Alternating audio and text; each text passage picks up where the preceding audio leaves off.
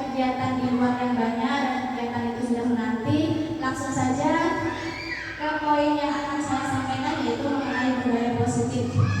Sebelum saya jelaskan untuk semuanya, mungkin ibu-ibu semua ada yang tahu apakah itu budaya positif, Bu? Belum masak belum.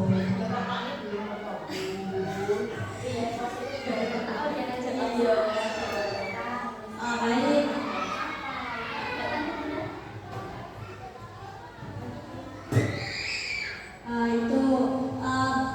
Budaya positif itu ada kaitannya dengan sebelum budaya positif itu diterapkan. Sebelumnya saya sudah mempelajari tentang bagaimana caranya kita mendidik anak-anak kita yang selaras, yang sesuai dengan perkembangannya, Bu.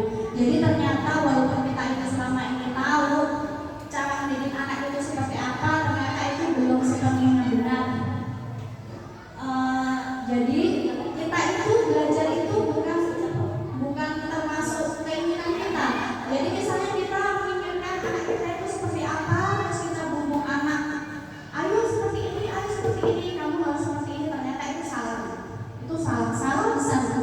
Jadi kita serahkan semuanya itu mutlak ke anak, apa maunya anak.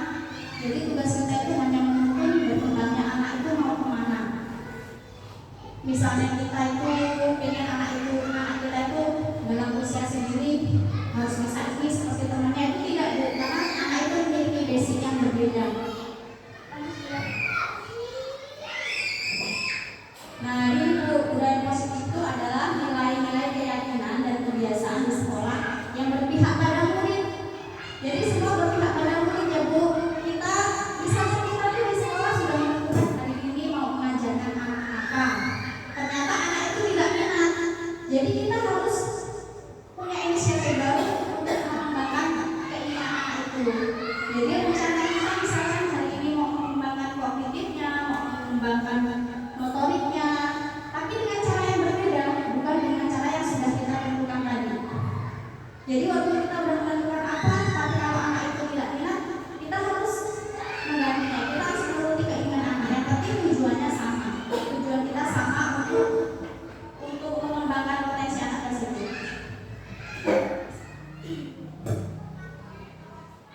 Nah, di sini budaya positif itu ada nilainya juga, Bu. Dalam budaya positif itu yang kita perlu kembangkan itu ada perubahan paradigma belajar, ada disiplin positif, ada juga kebutuhan dasar manusia, motivasi perilaku manusia, restitusi posisi kontrol, keyakinan kelas, dan segitiga restitusi.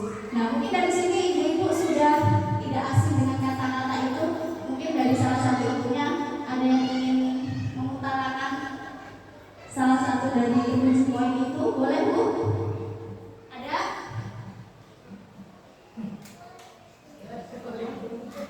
Ada, pasti ada untuk di sini, tapi ada ngomong nggak mungkin salah, mungkin nggak usah takut salah, Bu. Namanya kita belajar bareng. Kalau kita belum tahu kita tanya.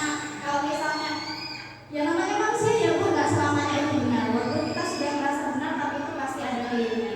Jadi kita saling berkolaborasi, saling mengingatkan, saling menghormati, gitu aja.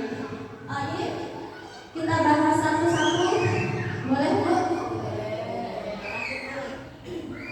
Nah, yang pertama, perubahan paradigma belajar.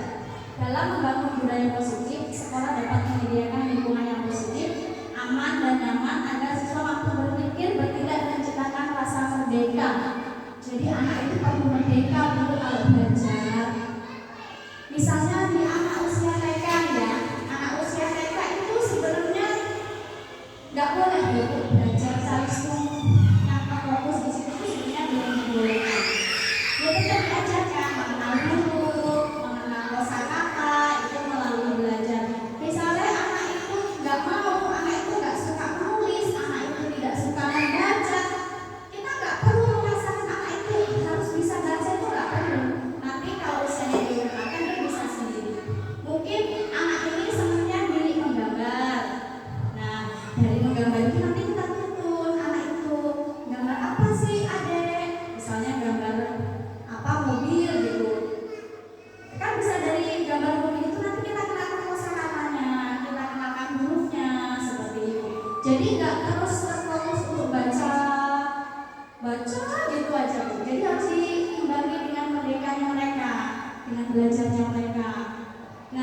disiplin Bu. Disiplin itu sangat berkaitan dengan kontrol guru terhadap siswa.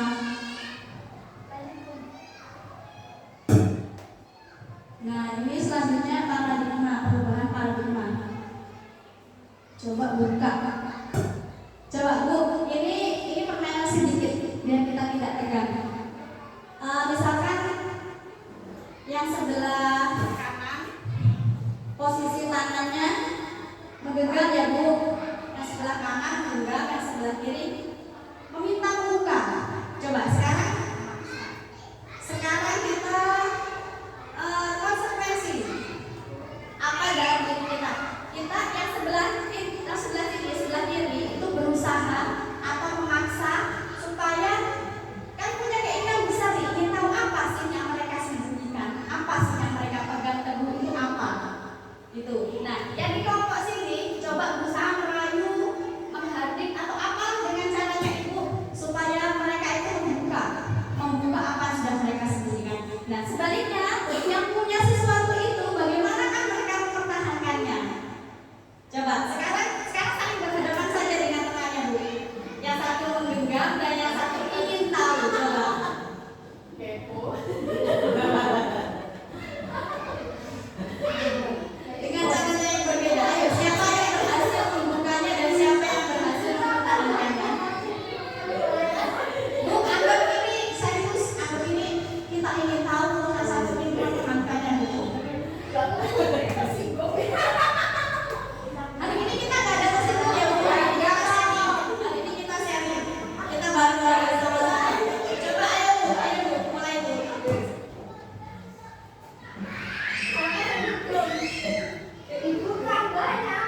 Dengan cara apa itu? Ayo, mungkin memberikan imbalan, semaksa itu agak mungkin bisa menandingi dengan kuat atau ayo caranya ya. Siapa yang berhasil dan siapa yang bertahan?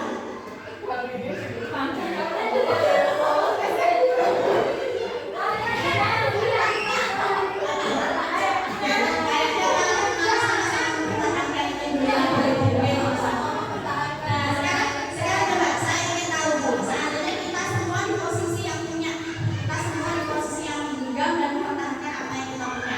Kalau misalnya ada orang yang merayu, menghardik atau memberikan iming-iming itu gimana Bu? Tanggapan Ibu gimana? Misalnya bertahan demi apa?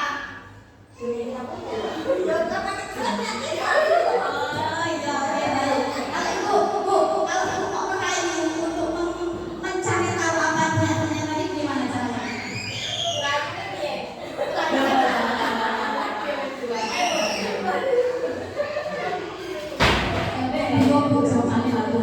Coba Bunda gimana? Kita mempunyai sesuatu harus kita pertahankan walaupun teman kita meminta yang membuka dengan dikasih uang atau dikasih sesuatu, kita punya bersikeras kan? Sesuatu harus kita pertahankan, makanya kita punya tekad harus pertahankan walaupun seribu banyak cara ini menghancurkan Islamnya. Sebaliknya Bu,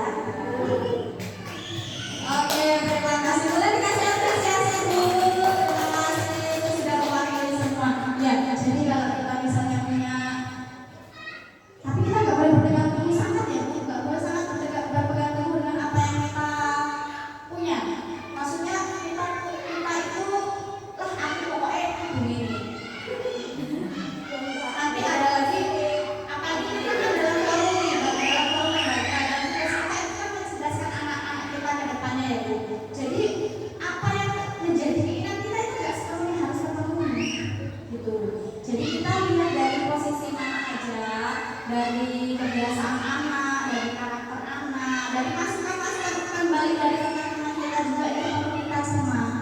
Jadi nggak terus kok aku nggak pengen, kok anakku ini itu nggak boleh seperti itu sekarang tidak ya Bu.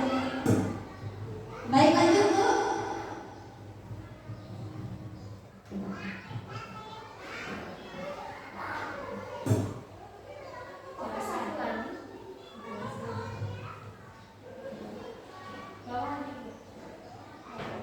Oke, sekarang ke teori kontrol Ibu. Dalam teori kontrol yang kemudian hari berkembang itu, nah di sini ada beberapa teori kontrol yang harus kita gunakan itu seperti ilusi guru mengontrol murid, ilusi bahwa semua kekuatan positif efektif dan bermanfaat. Ada lagi ilusi bahwa kritik dan membuat orang merasa bersalah dapat menguatkan karakter. Nah itu Bu. Terus lagi ilusi bahwa orang dewasa memiliki hak untuk memaksa.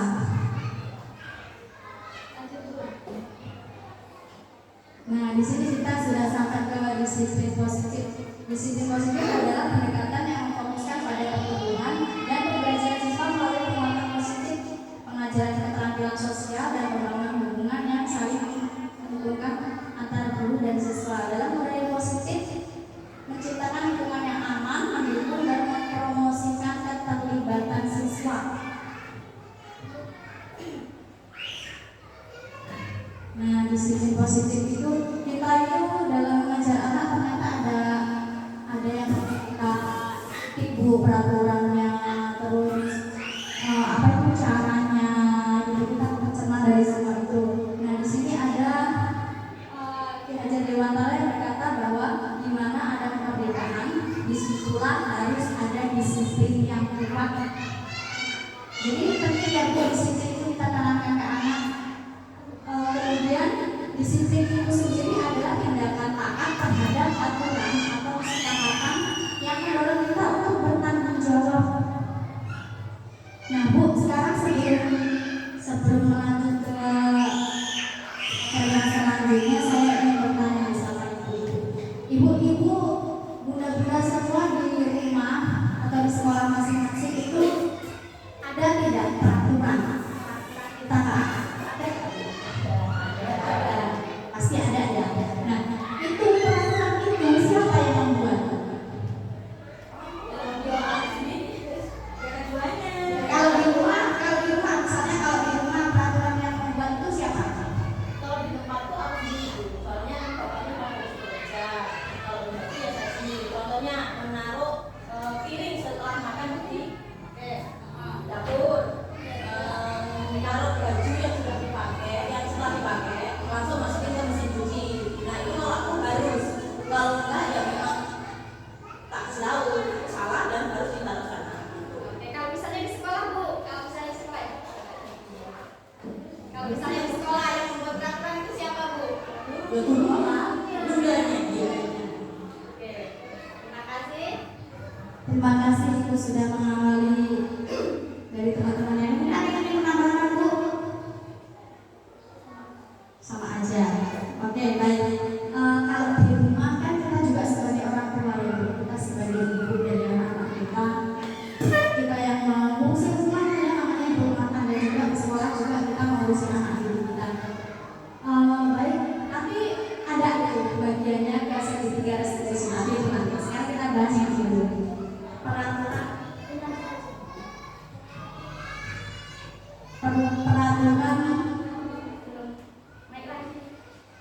Peraturan tadi kalau di rumah itu yang mengatur ibu. Pokoknya harus kalau salah ditegur. Nah, sekarang saya tanya, itu peraturan yang membuat ibu itu diketahui tidak oleh anak atau oleh suami? Ya diketahui. Oke, tahu. Dan disepakati nggak Bu?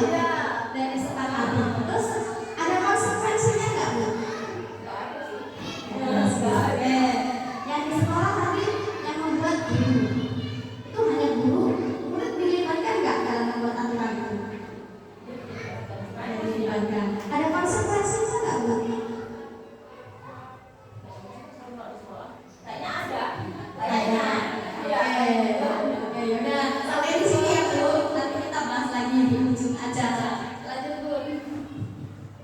Oke, sekarang kita langsung ke kebutuhan dasar manusia. Manusia itu juga punya kebutuhan ya Bu dan anak. Yang pertama bertahan hidup, yang kedua butuh disayang dan diterima, yang ketiga penguasaan, yang keempat kebebasan, dan yang kelima kesenangan. Bertahan hidup. Mungkin Ibu ada yang ingin mewakili untuk menjelaskan satu persatu. Bu, dari 10 orang ini masuk ke sini, gantian Bu. Ayo Bu, mana Bu?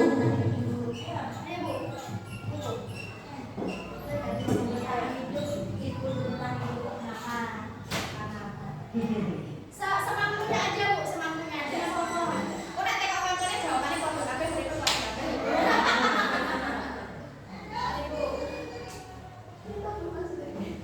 Bu, itu kan kebutuhan dasar manusia. Nah, kita kan sebagai manusia, itu butuh apa? Bertahan hidup itu untuk apa? Yang kedua, yang bersifat fisiologis untuk bertahan hidup, misalnya kesehatan, rumah, makanan. Bagaimana anak ingin belajar baik jika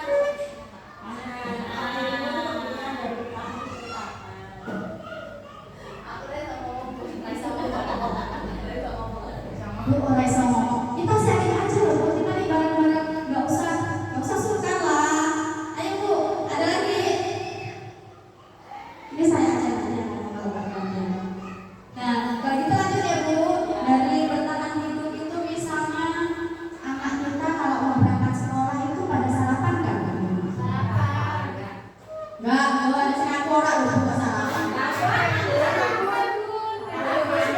Nah, ya itu tadi.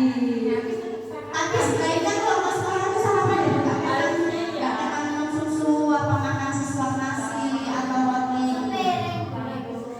Nah, iya itu memang harus sepele Bu. Tapi kalau misalnya terus kita lapar, kira-kira nggak bisa belajar atau tidak? Iya.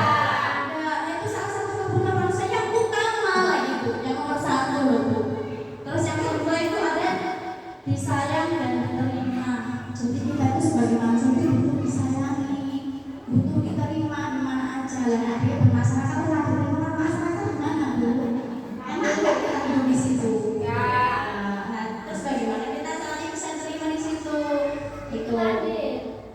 Ya, oke. Jempol lah Bu. Terus lagi yang ketiga. Benar, penguasaan. Tapi kita juga butuh penguasaan ya Bu.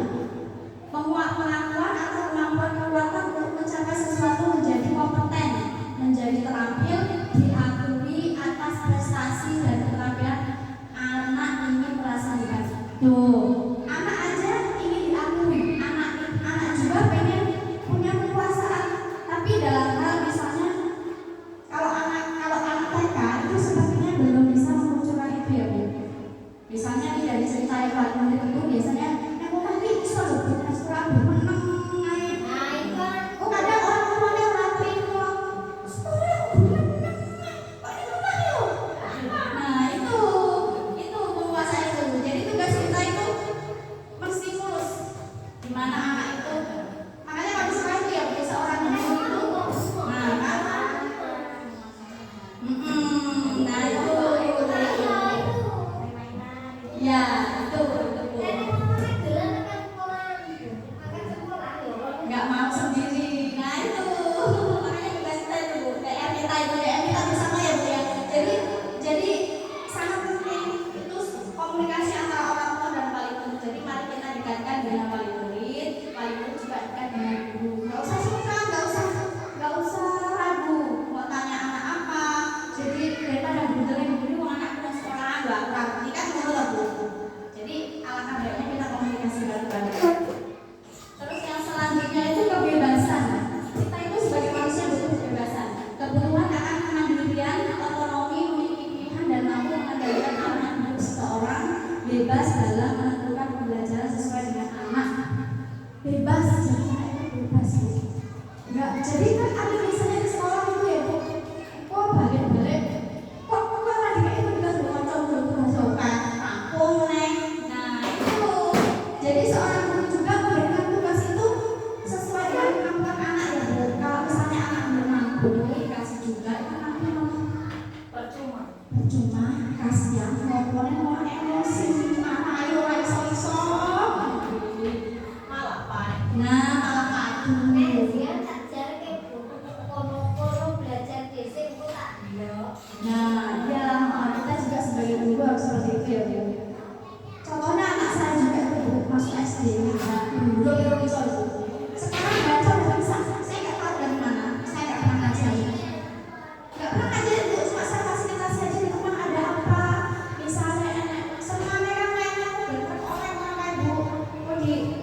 duwe terserah kalau misalnya kita sabar kita telaten loh akhirnya laku gowo ini loh trek online itu bentuknya seperti ini itu nanti lama-lama anak itu bisa sendiri. Ini pengalaman saya sendiri dulu bisa baca dulu aja belum apa sama sekarang udah bisa baru berapa bulan masuk SD teman-temannya les gurunya nawarin buka les kan di sekolah. Saya tanya sama gurunya gimana bu anak saya bisa mengikuti enggak? Belum bu, masih lambat jawabannya seperti itu. Terus saya bilang untuk les saya belum mengizinkan anak saya untuk ikut les. Saya bilang seperti itu bu, saya belum mengizinkan anak saya untuk ikut les bu. Saya coba dulu 1, 2, 3 bulan ke depan anak saya gimana. Kalau misalnya anak saya tertinggal dengan teman-temannya, baru saya izinkan untuk les. Karena apa? Dia baru dari TK itu masih penyesuaian ke SD. Baru penyesuaian. Kita nggak tahu setiap SD itu peraturannya berbeda. Walaupun kita ada aturan dari atas, ternyata itu berbeda yang mereka terapkan. Oh iya, benar kan? Iya. Itu dan ternyata baru pirang bulan untuk di sekolah, sebulan, 2 bulan. Udah bisa baca bu, saya tuh sampai nangis gimana caranya dia bisa sampai sok sibuk loh nggak kok bernafas dia cuma diarahkan cuma dibunyi ternyata anak itu kalau ada pengalaman tanpa diajari dia bisa jalan.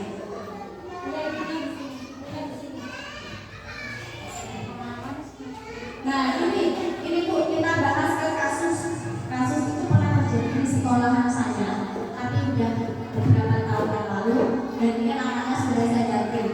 Nih misalnya ibu dari sedang menemani anak-anak di kelas namun beliau menemukan bahwa Fajar minta makanan tari. Fajar terus memaksa tari untuk memberinya dengan menangis kemudian Fajar pun diam dan menikmati makanan tersebut. Ambil makanan tarinya tanpa izin dari paksa. Nah dari kasus ini apa yang seharusnya ibu guru lakukan ke Fajar? Bu ada yang mau membantu saya menjawab ini? Ada bu? Ayo bu, silahkan di belakang lah boleh lah satu suara, dua suara bu, coba. Bagaimana Harusnya kalau siksa jari buang berjudi mungkin ya nggak minta gitu bu. Itu tergantung orang tuanya bahwa ini kan enggak. Ada yang mau menyambung jawaban dari ibu? Zian? Ada bu? Nggak ada. Bu sitok sekolah apa saya ngomong. Nah itu benar juga sih bu, benar juga. Tapi ada beberapa faktor yang menyebabkan Fajar seperti itu dan itu bukan salahnya Fajar. Nah itu alasan yang pertama mungkin alasan apa yang Fajar berikan, yang kedua posisi moral apa yang diambil oleh Bunda dan pendekatannya kepada Fajar membuat orang merasa bersalah. Nah, itu nanti yang kita lakukan di situ pilihan ke anak. Nih jawaban Fajar ternyata ada 5 bu. Yang pertama mungkin dia lapar karena tidak dibawakan bekal, benar ya bu ya. Nah padahal dia kan juga punya kebutuhan untuk bertahan hidup. Ternyata yang pertama itu ya kita benar mikirin perutnya bu ya. Kalau perut kan kita nggak bisa. Dan yang kedua teman Fajar lebih perhatian, kebutuhan disayangi dan diterima. Jadi dia mungkin cari sensasi lah ya. Pengen diperhatikan, pengen disayang. Kalau nggak seperti itu mungkin dia tidak disayang. Itu juga biasanya dari beberapa faktor bu, bukan dari sekolah juga bisa, dari rumah juga bisa. Makanya kita perlu komunikasi antara wali murid dan orang tua itu sangat perlu. Terus lagi merasa hebat, jadi kita takut sama dia. Nah itu penguasaan jatuhnya bu. Terus ada lagi yang merasa bosan dan dia ingin bebas. Ingat mati malah. Udah keinget udah teringat ya. Terus lagi iseng dia iseng karena ini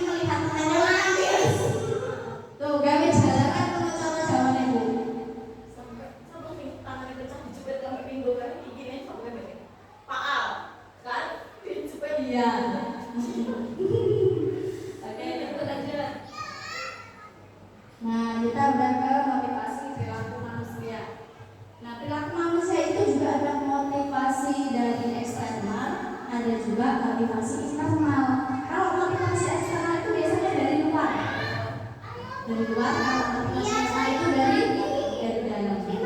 Nah, kalau misalnya dari dalam diri kita sendiri itu apa Bu? Untuk menghargai diri sendiri, apa yang dilakukan? Saya akan menjadi orang seperti apa jika melakukannya. Nah, seperti yang dilakukan Pak Jaka tadi, itu dia punya motivasi dari dalam diri dan dari luar. Kalau dari luar itu biasanya dia menghindari hukuman, misalnya kan ada konsekuensi. Nah, yang tadi sudah kita bahas, nanti kita ulas lagi di belakang. Nah, sekarang kita ke restitusi posisi kontrol. Restitusi memberikan kesempatan kepada murid untuk disiplin positif, memulihkan diri dari kesalahan sehingga memiliki tujuan yang jelas.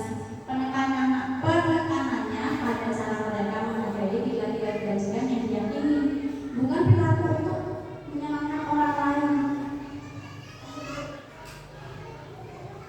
Nah, sekarang apa itu restitusi?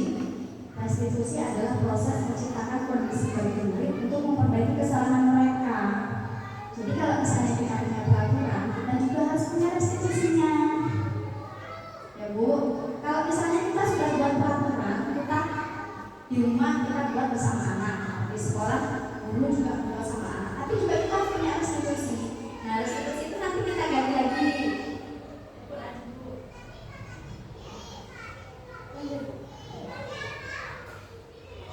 Nah, ini fokus sosialisasi. Yang pertama budaya positif, kemudian lingkungan positif, yang ketiga keyakinan kelas, yang keempat kesepakatan kelas. Nah, ini kita ke teori kontrol. Anda tidak dapat mengontrol orang lain, hanya Anda yang dapat mengontrol diri Anda sendiri. Benar nggak Bu? Setuju ya. Terus lagi, semua perilaku memiliki tujuan. Kalau perilaku tidak tujuan nggak Bu? Ada ya. Oke, ini realitas kebutuhan kita berbeda dan setiap orang memiliki gambaran yang berbeda juga. Kemudian ada model berpikir, menang-menang, kolaborasi dan konsensus menciptakan pemikiran baru. Nah, ini sekarang kita ke keyakinan kelas. Bu, saya tanya dulu nih sebelum ke sini. Kita itu punya peraturan di rumah, di sekolah juga punya peraturan. Peraturan sama keyakinan itu sama nggak Bu? Beda. Apa bedanya Bu? Peraturan itu untuk dijalankan seharian. Tapi kalau keyakinan itu ya yakin ke diri sendiri aja ya. Kalau apa ya? Yakin ke diri bahwa itu kalau keyakinan kita. Tapi kalau peraturan itu kan bisa diubah. Kalau keyakinan itu tidak bisa diubah. Oke, terima kasih. Nah, benar sekali Bu. Keyakinan itu dari diri. Dari keyakinan itu adalah intrinsik dari diri kita sendiri. Nah, sekarang peraturan itu bisa diubah, tapi kalau keyakinan berarti kita benar ya. Nah, sekarang ayo masuk boleh. Sekarang ini Bu, kita rubah peraturan yang di rumah. Misalnya di rumah punya peraturan tapi tidak ada restitusinya. Nah, itu sekarang kok ke peraturan atau keyakinan Bu? Dan sekarang di rumah peraturan dulu. Dari rumah ke keyakinan lagi? Belum. Oke. Nah, mengapa tidak peraturan saja? Mengapa harus keyakinan kelas? Kalau rumah ya peraturan rumah. Tadi Ibu sudah benar menjelaskan kalau peraturan itu bisa diubah, bisa dilanggar, bisa juga kan ditaati. Tapi kalau yakin, kalau keyakinan itu kan berarti udah dari diri sendiri. Nah, kalau misalnya di rumah kita punya keyakinan dengan anak. Kalau anak itu sudah yakin bahwa itu keyakinan yang harus disepakati, kira-kira anak akan melanggar kan? Kalau anak itu sudah yakin, enggak. Kalau misalnya hanya peraturan, bisa nggak anak itu melanggar? Bisa. Nah, terus sekarang kok peraturan apa keyakinan? Belum, masih bingung. Lanjut Bu.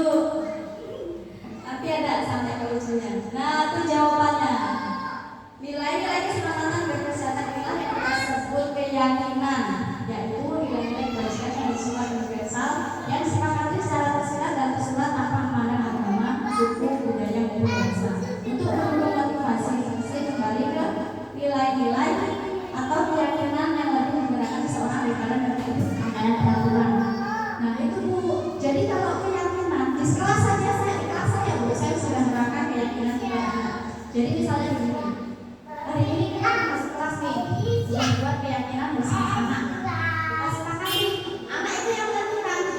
Gurunya bertanya, sebelum kita belajar kita buat keyakinan kelas dulu. Ayo keyakinan kelasnya mana? Apa aja? Nanti kan ada yang menjawab apa, ada yang menjawab apa, ada yang menjawab apa. Nah dari semua keyakinan anak-anak itu kita pilihkan. Jadi kita sepakati bersama. Kalau anak-anak itu sudah yakin, dia yakin bahwa itu peraturannya, bahwa itu keyakinannya. Jadi bisa masuk dari sini. Nah, selanjutnya lanjut lagi Bu, nanti sampai ke akhir kita bahas sampai tuntas. Sini deh, sini sampai. Oke, nah di sini coba lihat Bu, ada A dan B, manakah yang termasuk dalam keyakinan kelas? Pinter. Yang mana Bu? Yang A atau yang B Bu?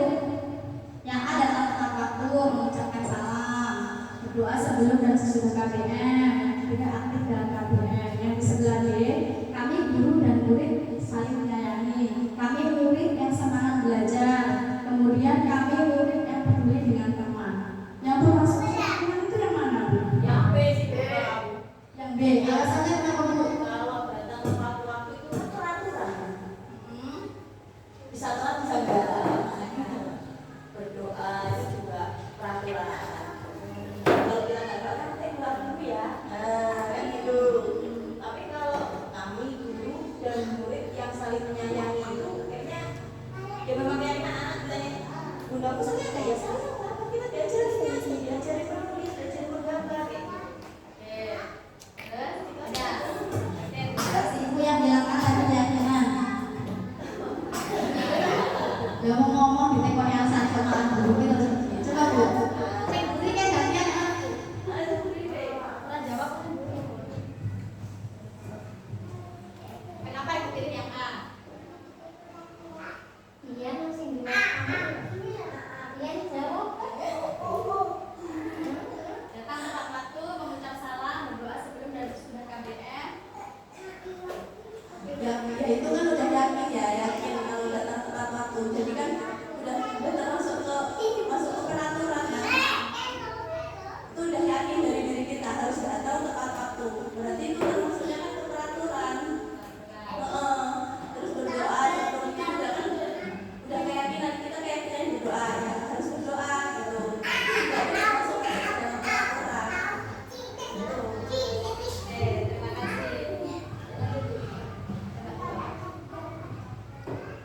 Nah, benar tadi sudah menerangkan pendapat A dan B tadi, ada yang setuju dengan A, ada yang setuju dengan B. Ada sini sebenarnya. Nah, itu yang A itu datang tepat waktu, mengucapkan salam, berdoa. Kalau tidak ada benar yang salah dan semuanya benar. Tapi lebih tepatnya lagi ke yang A ya Bu. Datang tepat waktu, mengucapkan salam, berdoa itu udah yakin. Kalau punya keyakinan itu tanpa disuruh Bu. Tanpa disuruh dia udah yakin sendiri dari dalam diri. Makanya itu kita sekarang itu yang kita tingkatkan itu kan kemandirian anak, inovatif anak. Jadi dia anak itu berkembang sendiri. Beda kalau anak itu disuruh. Kalau disuruh dia berangkat, tapi kalau nggak disuruh dia nggak akan berangkat. Kalau udah dari kemampuannya dia sendiri, tanpa disuruh dia akan melakukan sesuatu yang dia anggap benar. Itu kalau keyakinan. Tapi kalau peraturan dia kalau nggak diatur, kalau nggak disuruh dia nggak akan melakukan itu. Begitu. Ya Bu, sampai di sini sudah paham?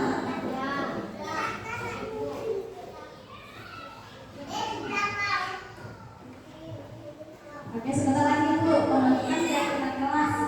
Keyakinan kelas bersifat lebih abstrak daripada peraturan.